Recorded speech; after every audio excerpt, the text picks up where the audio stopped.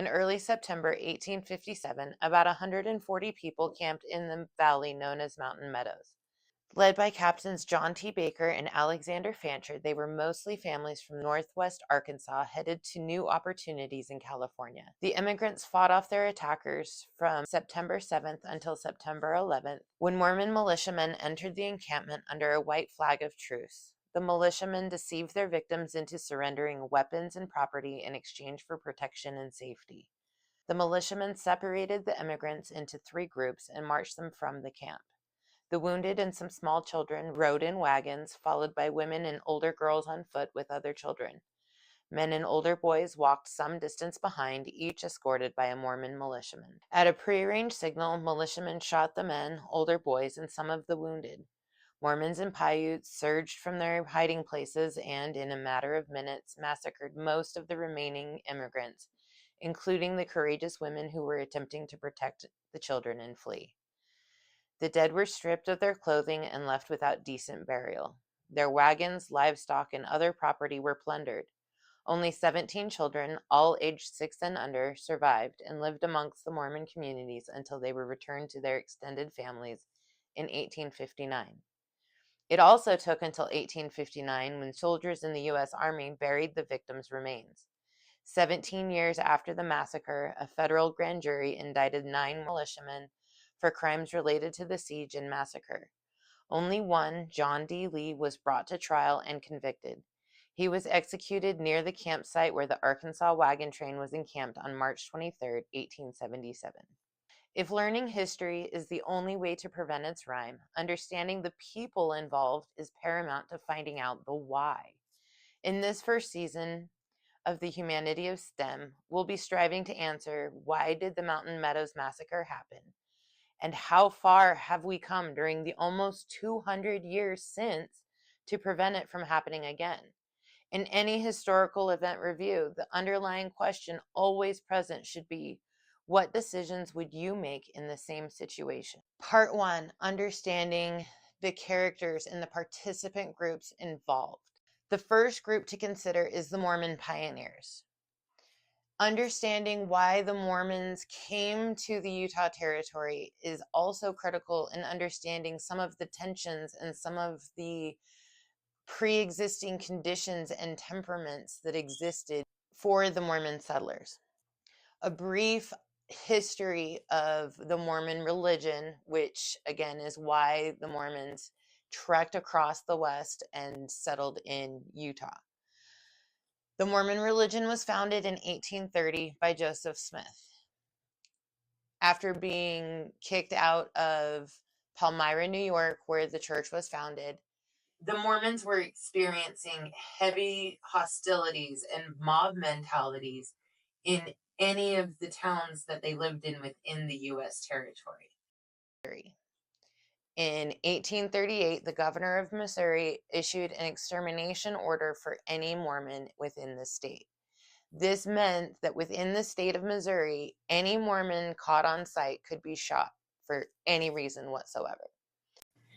After the extermination order in 1838, the Mormons left Missouri for the outskirts of the U.S. territory in Illinois. When they arrived in Illinois, they actually created the charter for this township of Nauvoo, which was signed December 16th of 1840. It went into effect early of 1841. Joseph and Hiram Smith were killed in Carthage jail in 1844 while awaiting trial, with hostilities increasing and relations between Mormons and people in Nauvoo deteriorating. The Nauvoo Charter was officially revoked on January 29, 1845 by the Illinois State Legislature. Everyone went into the winter of 1845 with the mentality of a truce. We'll wait until springtime and then the Mormons will head west. Winter of 1845 rolled around. The townspeople started getting anxious and nervous. So as tensions continued to escalate in Nauvoo, the Mormons left and went across a frozen Mississippi River to what is now Omaha, Nebraska, where they set up winter quarters for the January and February of 1846. They stayed in winter quarters until April 5th of 1847, at which point the first expeditions in the Mormon pioneer trek began. This trek went from April and May is when they followed the Platte River using established immigrant trails. In June 21st of 1847, they arrived in Fort Laramie, Wyoming, meeting with traders and Native American tribes to conduct trade. Then in July 24th of 1847, Brigham Young arrived in the Salt Lake Valley. He arrived in Salt Lake at what is currently Ensign Peak. That's where he looked into the valley and said, "This is the right place, drive on." Pioneers immediately began planning and laying out Salt Lake City, digging irrigation ditches and planting crops. Now let's talk about the federal government and the American people. Every issue between the American public and the LDS religion has been at state levels.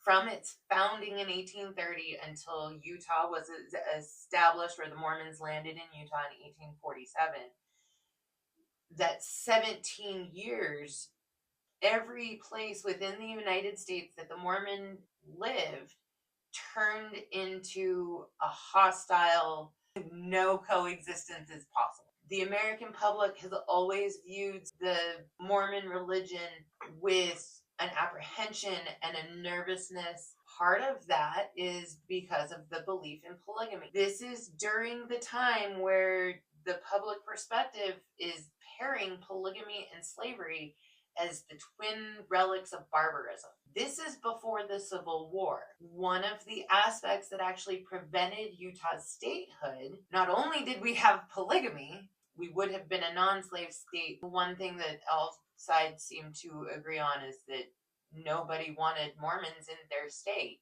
And the federal government couldn't really do anything about the extermination order. President Martin Van Buren refused to intervene, famously telling Joseph Smith at the time, "Your cause is just, but I can do nothing for you." Going back to as the Mormons are getting ready to go on their trek, that's when the American government needed men to fight in the Mexican-American War. Mormons got the approval to continue their expansion west. In exchange, 500 Mormon men enlisted to serve in the United States Army on behalf of the Mormon pioneers. This meant that their federal pay went back to the people on the trek. Other things were supplies and rations. However, in 1848, the Treaty of Guadalupe Hidalgo, all of Utah became U.S. government land, which then brought more problems for the Mormons. Mormons had to negotiate with the federal government in order to obtain the new legal titles to the land, which they'd been living on for a year at this point. The federal government refused to recognize the state of Deseret in 1849 and officially recognized Utah Territory in 1850. One of the very critical aspects of a territory versus a state is that within a statehood, residents of that state elect their government. Statehood gets the rights for representatives in the Senate and in Congress. Territories don't have that benefit. Territories have federal regulators and federal agents and federal judges. This is basic federal governance. Judge who went back to the federal government and made a claim that Mormons were being uncooperative to President James Buchanan in March or April of 1857, deciding that because of the conflict between the federal regulators that were being sent to Utah, and Utah being governed by Brigham Young, who was the president of the church and also the governor of the territory, that conflict of interest wasn't working. And so he was going to replace Brigham Young with Alfred Cumming. Where this really becomes an issue is that the Mormon settlers and Brigham Young found out that not only was Governor Cumming being sent to Utah to replace Governor Young, all of Mormon leadership and a lot of the militia leadership were all celebrating Utah's 10-year anniversary in what is now Big Cottonwood Canyon, Silver Lakes. All of The people are there on July 24th of 1857 when Brigham Young receives word that yes, he's being replaced as governor, but he's being replaced as governor by 2,500 troops of the U.S. Army. Our third group are the immigrants. Many Americans at this time believed in manifest destiny, the idea that the U.S. was destined to expand westward. The West symbolized freedom and opportunity and all of the American expansion. This is young men, entrepreneurs, frontiersmen. This is adventure and exploration. There was a lot who wanted to just see the wide open spaces, who were tired of the cramped and clustered cities of the East. Others encouraged railroad builders, traders, and lawmen to all head west to make sure that that federal law was being observed in these areas and in these places where American citizens were traveling. Government-sponsored surveys and military expeditions attracted adventurers and cartographers to create the maps. The West promoted free, cheap land, new farming opportunities, and economic independence. This was the Oregon Trail, green, lush farmland in Willamette Valley. The railroads were making it easier and less time to move west. It shortened the amount of time, much like increasing speed limits reduces the amount of time of travel. Now looking into specific immigrants that were involved in the Mountain Meadows Massacre. First, we have the Fancher Party. Alexander Fancher was a farmer and cattleman and veteran of the Black Hawk War.